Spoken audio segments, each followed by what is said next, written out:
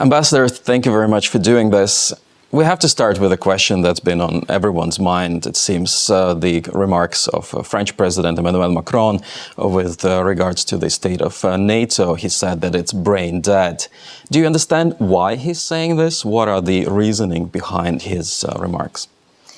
I don't know why he is saying it. I think certainly he has made it known that he wants to have a European army. He wants Europe to stand more on its own. And, we wouldn't be in disagreement with that as long as it doesn't bleed NATO. But NATO is the security umbrella for all of our citizens. And we have the capacity, because there are 29 of us, that do collective deterrence and defense. We put all of our assets together. We put our militaries together. As you know, in Lithuania, and Latvia and Estonia, we put our troops interoperably in these Baltic countries and try to protect everyone. And it's a great opportunity for us to learn how everyone operates. So with the effort that we have and the capabilities we have, we're much stronger with 29 of us than any one country would be with the threats that we face. Well, Macron and others have been saying that Europe needs to have this strategic sovereignty already for a while, and that's why, Europe should not be as dependent on NATO and in its defense, or on US rather than NATO. That's the thing where the remarks of the French president, it somehow is coherent with what US administration has been saying, that Europe needs to invest more in its own defense. So, but going to say that NATO is brain dead is a step further.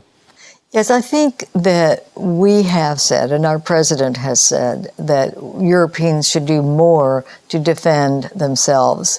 That's true. And I think many of our allies tell me that they know it's true, that they should do more. But having the buildup of an army that could take away from our NATO collective defense, I think would weaken Europe. And I think it's not in any of our interests to do that. We are particularly concerned about what the EU is doing with their PESCO and European Defence Fund that seems to box out non-EU members from being a part of the procurement processes, so that we have equipment that would have many of our countries working together on a project. And we think that is not going to be in our best interest, because we might not get the very best products by not having America in the capability to be in European assets. Well, since you've touched on that, the standard European response to this would be, that US should first amend Buy America Act, and then we can speak about introducing Americans into the European defense development projects and capabilities, PESCO, that you've mentioned. Yes, and America does have a very open door for our preferred partners, and that would be all the NATO members, plus many of our partners, where we know that they are reliable. We know they will not trade secrets.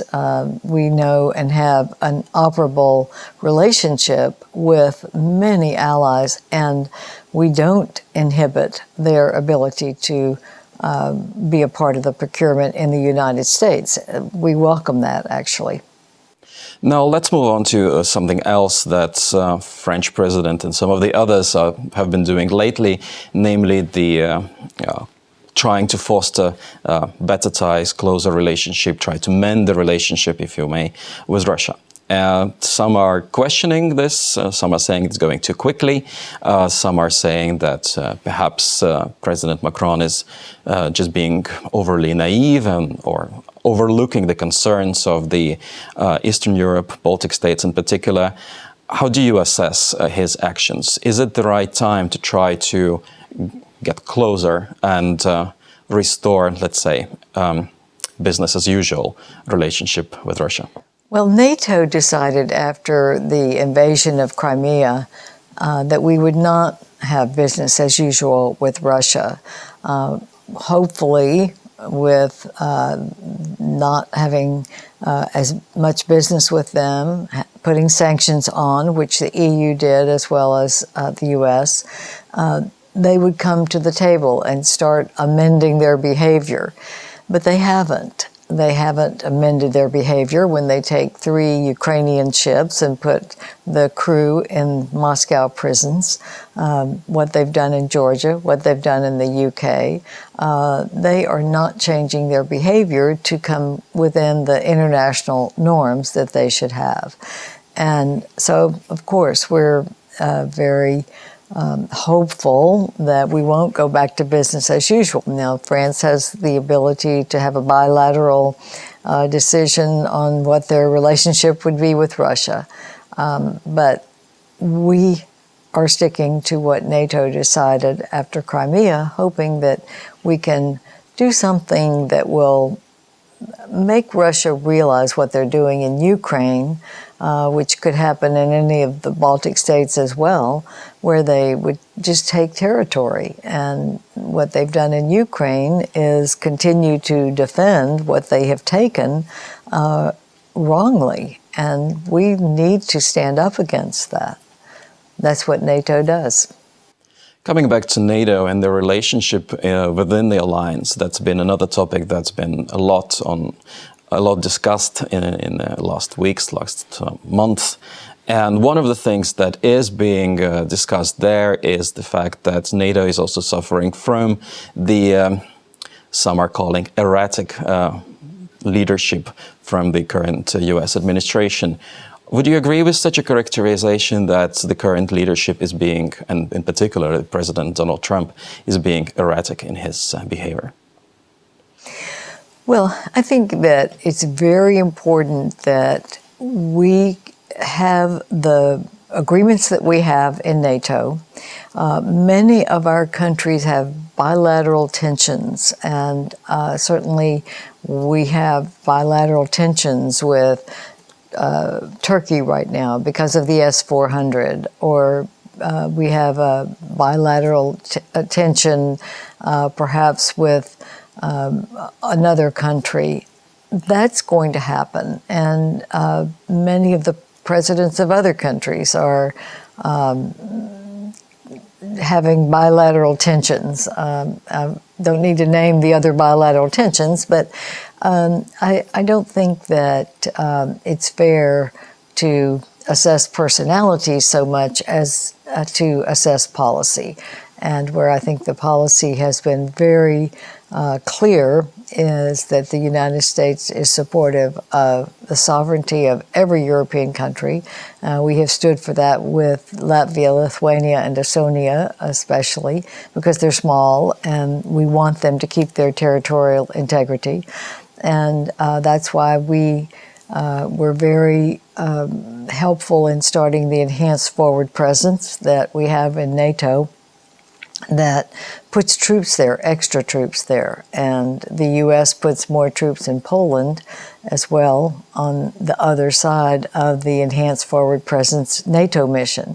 So we are trying to make sure that there is a deterrent effect on these countries that border Russia so that you won't see what's happened in Crimea happen in any of our NATO countries. In that light, what would you expect from the leaders' meeting in London? Do you think that there will be some new commitments, some quarreling perhaps, or there will be some attempts to show unity? Well, I think we're going to have a lot to show for the last year in implementing what the leaders agreed to in Brussels in July of 2018. We have the 430s, our readiness initiative, so that we have interoperable forces, well-trained, ready to go to any place where there's a conflict. We have the assessment of China, which we think is very important for our NATO allies to look at the buildups that China is putting in place that could be a factor in our security in the future. Standing up to Russia so that we have the capability to assure that Russia doesn't encroach on any other sovereign country in any of our alliance countries. We will be looking at new counterterrorism measures, new space as an operational domain decision by our leaders. So I think we have been very active in increasing our capabilities, the de-ISIS coalition as well, Kosovo. We've got a lot going right now trying to tamp down conflict. And I think the leaders will discuss where we are in all of these areas, and will try to just keep us going in that unified direction. Ambassador, thank you very much. I'm afraid that's all we got time for today. Thank you for doing this interview. Thank you.